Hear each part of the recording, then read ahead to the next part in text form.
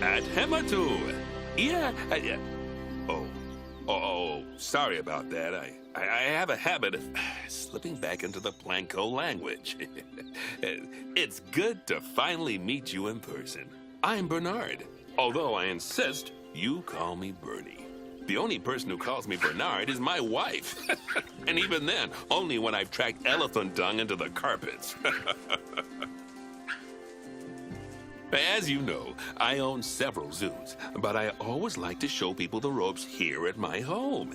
This is the first zoo I ever opened, and a source of great pride for me. And prize, thanks to a lion breeding program we ran in the 80s. But we're in the middle of a big renovation, and that's where you come in. Sadly, our old contractor had to retire after developing a fur allergy. Poor devil kept sneezing his dentures into the lion habitat.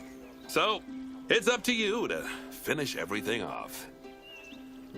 Don't worry, though. I'm not completely throwing you into the deep end. My head keeper, Nancy Jones, will be lending a helping hand. Oh, she's a hard worker, and she'll expect you to be too. But I'm sure you'll get along like a house on fire, or even better, one that isn't on fire. Less shouting that way.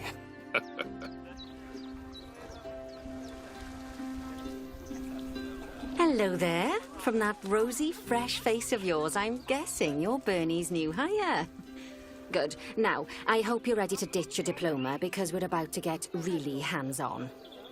But before we begin the real work, how about we familiarize you with the zoo by learning how to fly around it and visiting some of our beautiful animals? We'll start by popping over and having a look-see at the grizzly bears in their habitat. Did you know that grizzly bears, also known as Ursus arctos horribilis, can hibernate for up to 7 months a year? Oh, but then again, given the chance, I think a lot of people would do that too. Select one of the bears and you'll bring up its information panel. This is where you can find out all kinds of information about your animal. The most important thing being its overall welfare. You'll learn more about animal welfare today as we go through your objectives. But for now, let's enjoy this magnificent animal. Why don't you select the camera at the bottom of its information panel?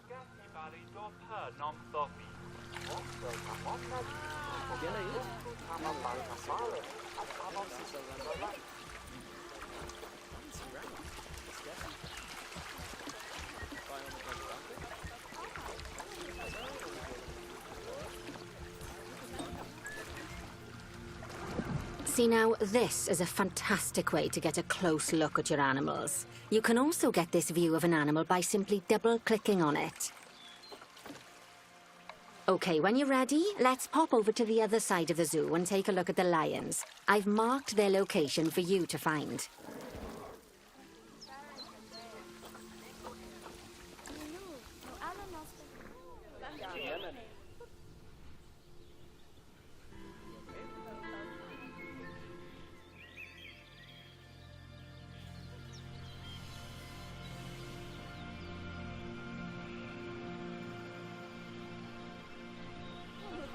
Panthera leo leo, or the West African lion to you and me. Lions are the most social of the big cats, and there can be as many as 40 lions in a pride, although prides of that size are pretty rare. As Bernie would say, those lions are awesome, which is precisely why I handle the training instead these days. Anyway, how about we get started on those objectives? Come on, let's head over to an empty habitat and see what needs doing there.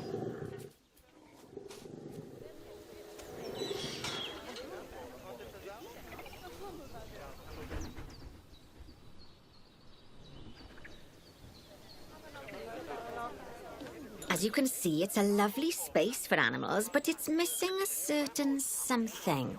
Well, 2 somethings. Warthogs. So I'd like you to adopt a pair of them. To adopt animals, we need to open the animal market, which is in the animal trading section. There we are, a pair of perfectly splendid warthogs for our zoo. Just click on them and select Adopt from the side menu. Normally, the animal exchange would be full of animals, but I've emptied out the market while you learn how it works. The last thing I need is you accidentally ordering a dozen elephants.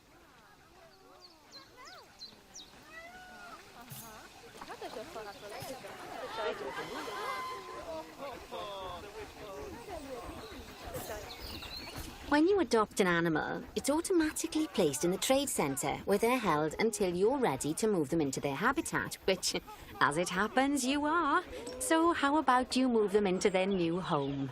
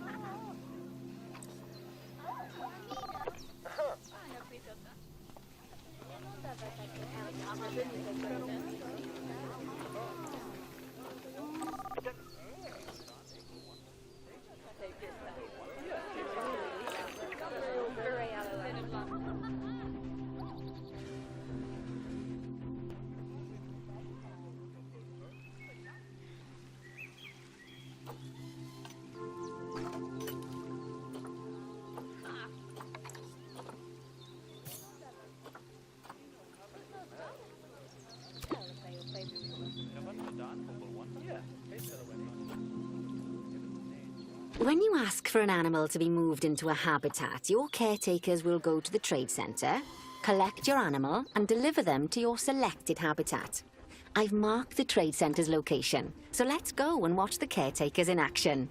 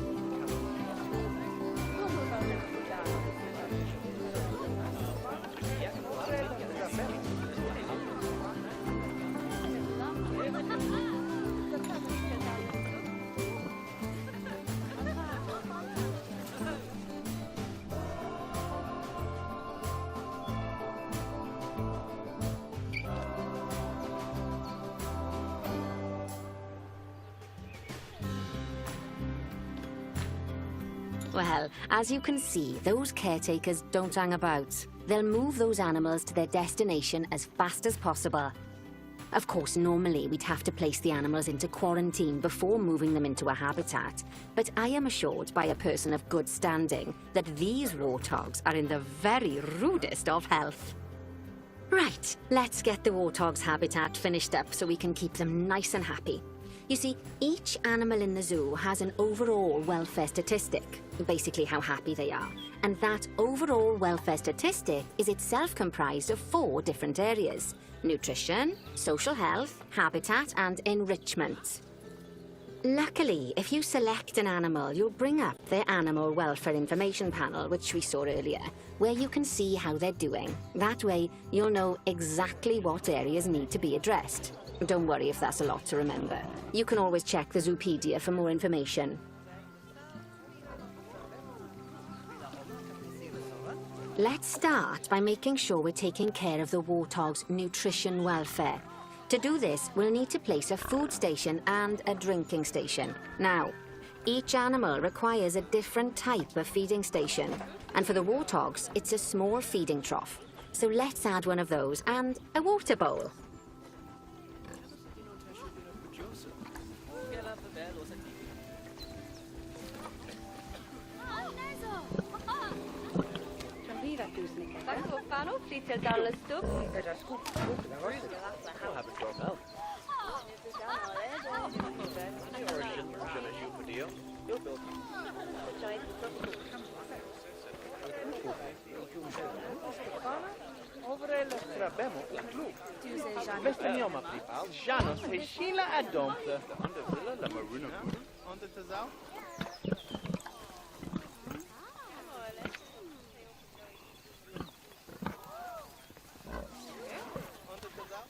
Animals also require stimulation to keep them happy. Let's add a lovely mud bath for the warthogs to roll around in. That bath will count towards their enrichment welfare, specifically their toy enrichment welfare.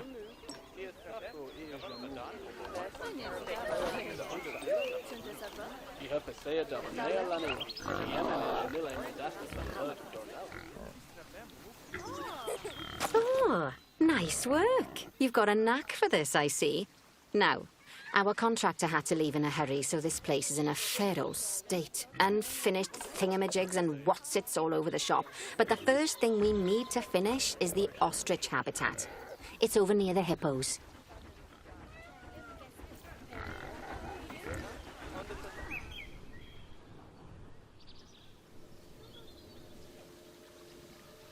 Oh, before we actually start building our ostrich habitat, let's pause the game. Just click the pause button in the bottom right corner.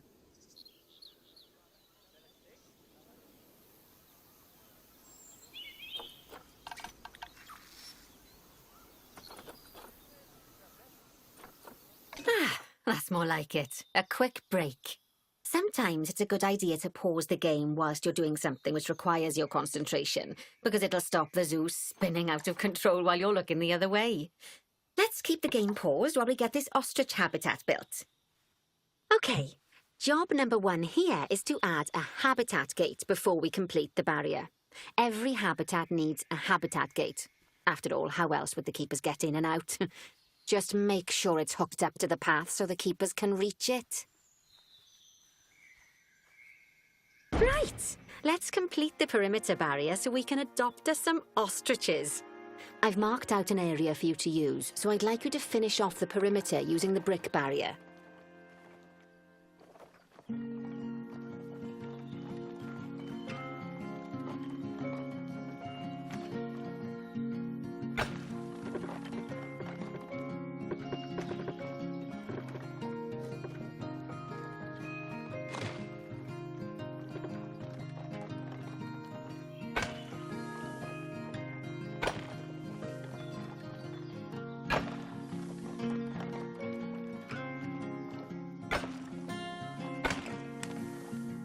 Good work! Remember, before you can place animals in any habitat, it has to have a full loop of connected barrier. Now, you've probably noticed that guests can't actually see into this habitat at the moment. At least not without a stepladder.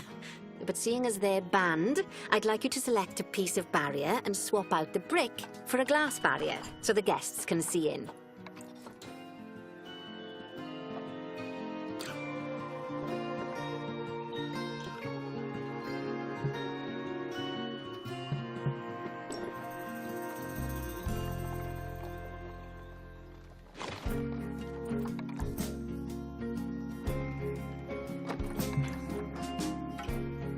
There we go. Adding in more windows gives guests even more opportunities to see the animals in a habitat.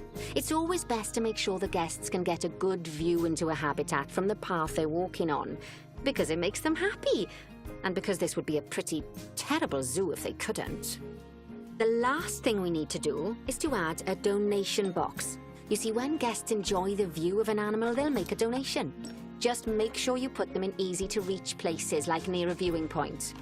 Donation boxes are one of the main sources of income for the zoo, so make sure you remember them. Now, before we adopt our ostriches, you should click the play button. After all, if the game's paused, then so are our caretakers, which will make it a bit tricky for them to deliver the ostriches, eh?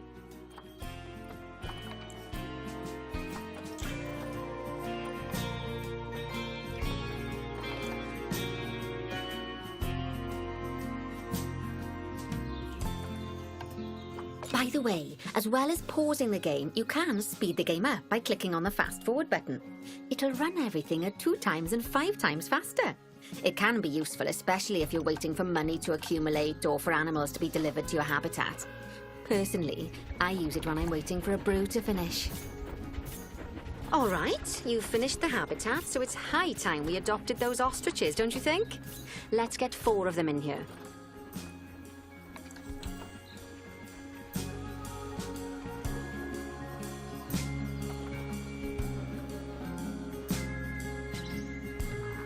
While we wait for them to be collected by the caretakers and brought to the habitat, you should get it ready for them. Add a suitable feeding station, water station, and an appropriate food enrichment item. It's often best to place things like enrichments and feeding stations near to the habitat perimeter, so guests can get a really good view of the animals.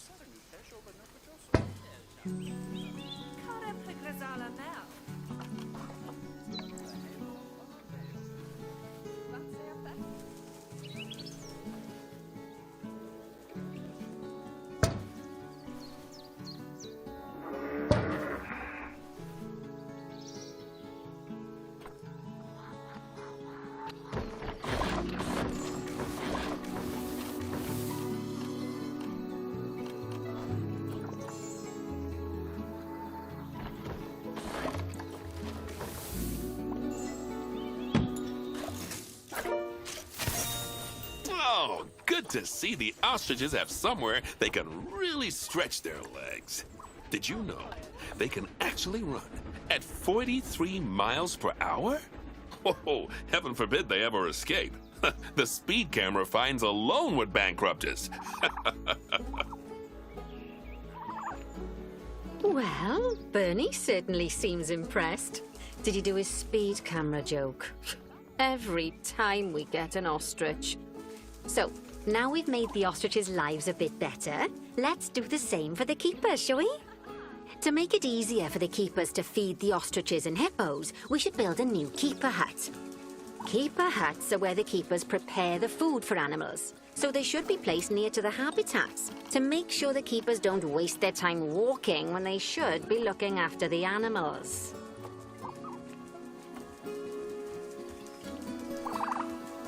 You'll need to rotate the keeper hut to get it to connect up to the path.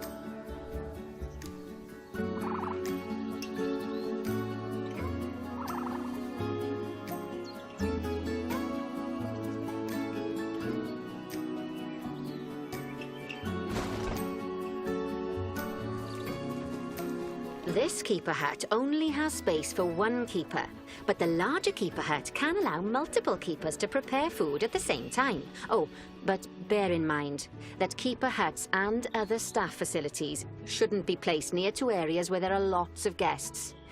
Guests don't like seeing facility buildings, and it can affect their happiness. Negatively. In case that wasn't clear. Something that all facilities, shops, and a whole host of other objects need is power. And that obviously includes your newly built keeper hut. So let's place a transformer next to it, shall we?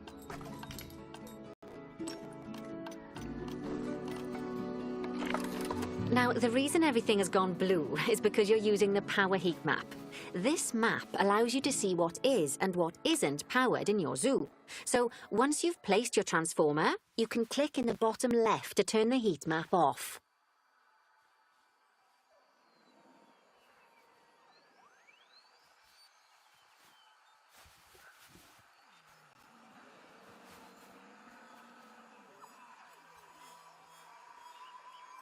Lovely work. Now the keepers can start using the hut to prepare food, and thanks to where you've put it, they won't need to walk very far to deliver it to the ostriches and hippos. Let's get on to your next objective then. Bengal tigers. We want to adopt some, but I'm afraid there's nothing ready for them yet. Head on over to the plot of land I've marked out. It's not too far away.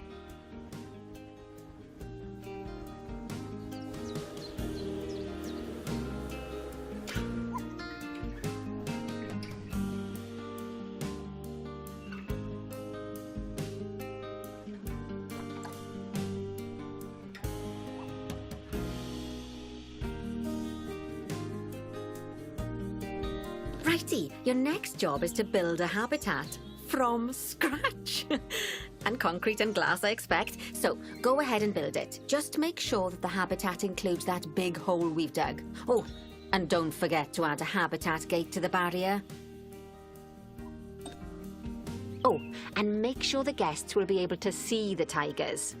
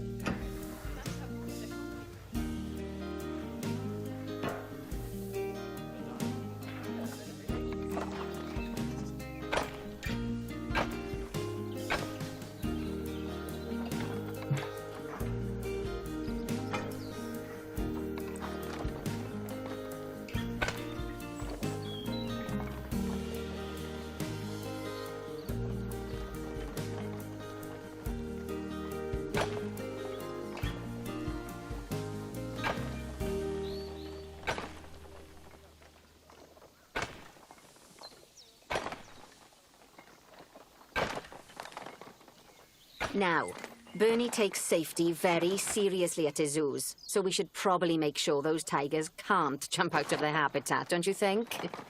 The way we'll do it is by changing the height of the habitat's barrier. Okay then, you should start by double-clicking the habitat barrier, which will take you into barrier editing mode.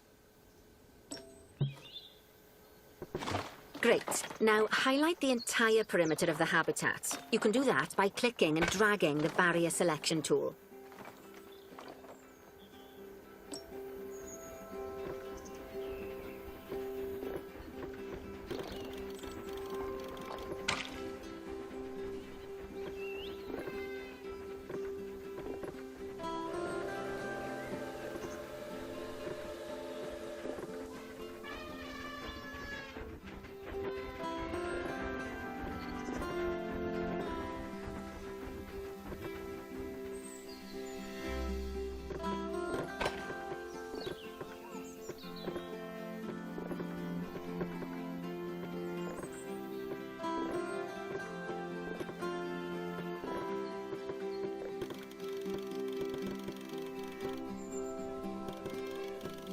Now you've got all of the perimeter selected, you can increase the height of it by clicking and dragging the barrier height tool upwards.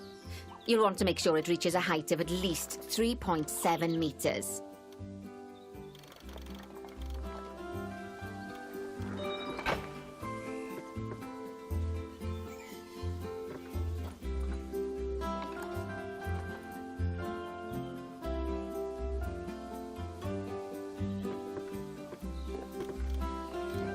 Now that the habitat is in place, don't forget to put down a donation box near to your viewing areas. We need every dollar we can get. Especially as these tigers aren't exactly eating instant noodles for lunch.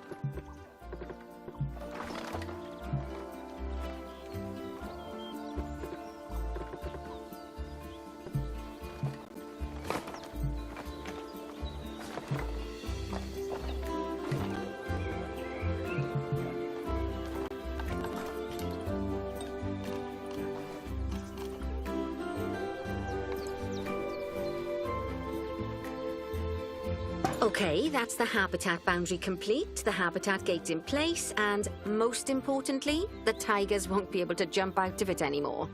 I think it's time we adopted those tigers.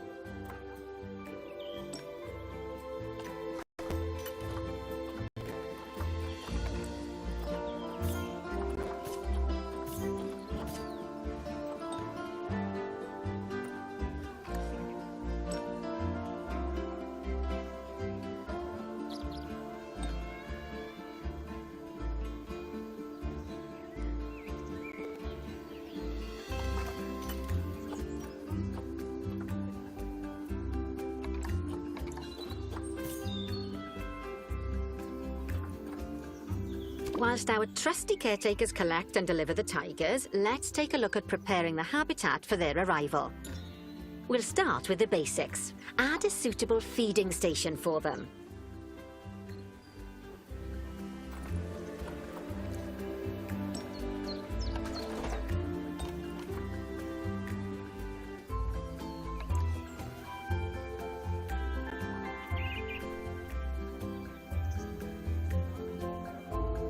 This time, instead of adding a water bowl, let's try something different.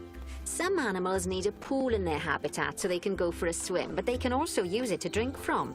All you have to do is make sure the banks of the pool have a gentle slope so they can easily get a nice, refreshing drink. There's already a pool excavated, but you still need to fill it with water. You should do that by going into Terrain and selecting the water tool.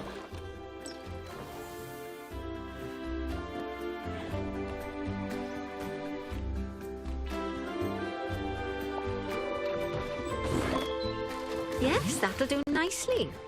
Of course, just like the warthogs and ostriches, these tigers will also need some enrichment. Why don't you add some suitable toy and food enrichment items into their habitat?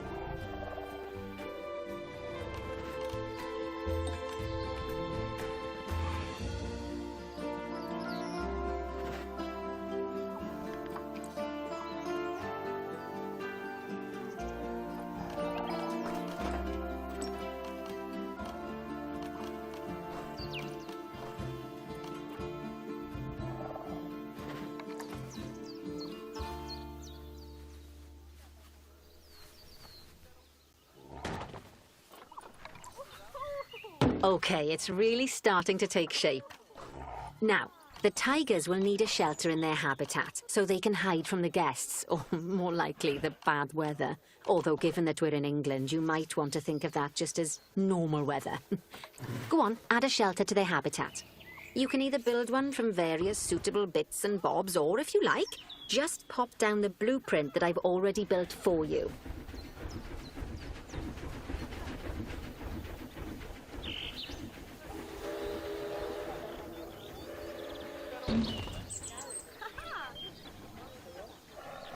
Oh, poor Dabs.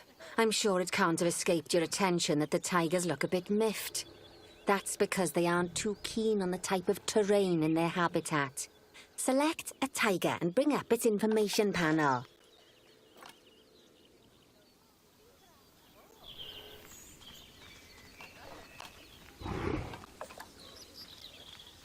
Right, Rightio. Click on the Terrain tab. That way you can view the terrain information and see how they feel about the different types of terrain.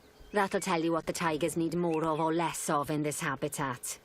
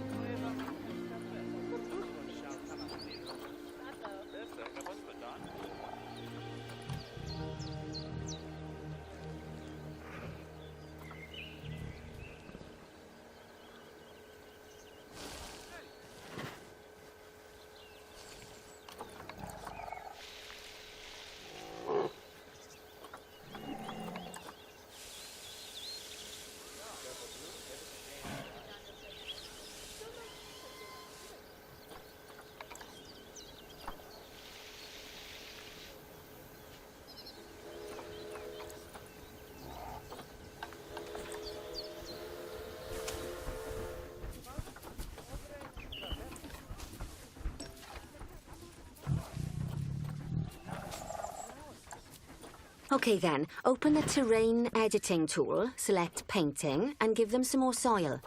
Yes, that should help with the habitat part of their welfare.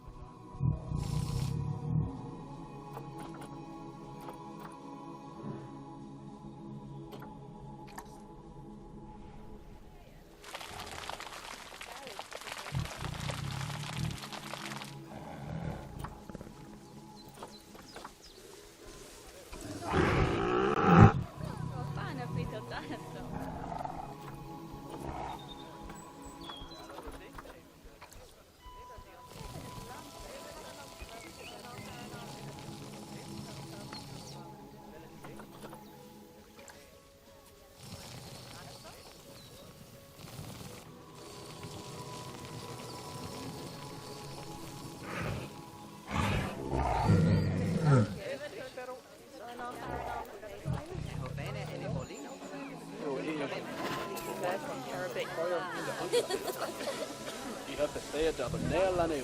TMN är ju nilla i mudaste för det hörde.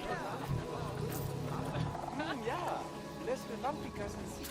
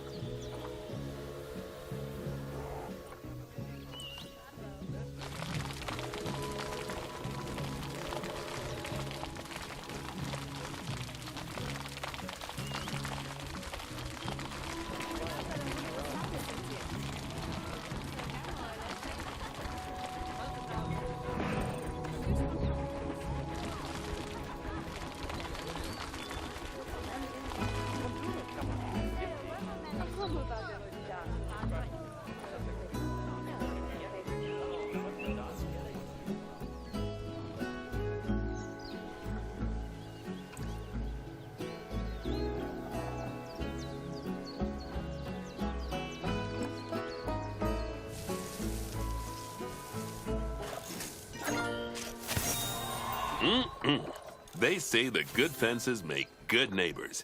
I guess that's doubly true when one of the neighbors is a Bengal tiger. Still, those tigers look so happy that I doubt they'd leave, even if you did poke a hole in their fence.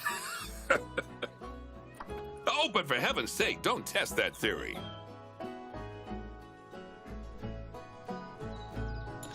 Right, let's head over to the Indian peafowls. I've been told that we need to improve their social welfare. Now then, just find one of the peafowls and select them to open their information panel. Then we can have a good gander at how they're doing. Although technically, I suppose gandering would just be for geese. Expand their social welfare and we can get a bit more detail.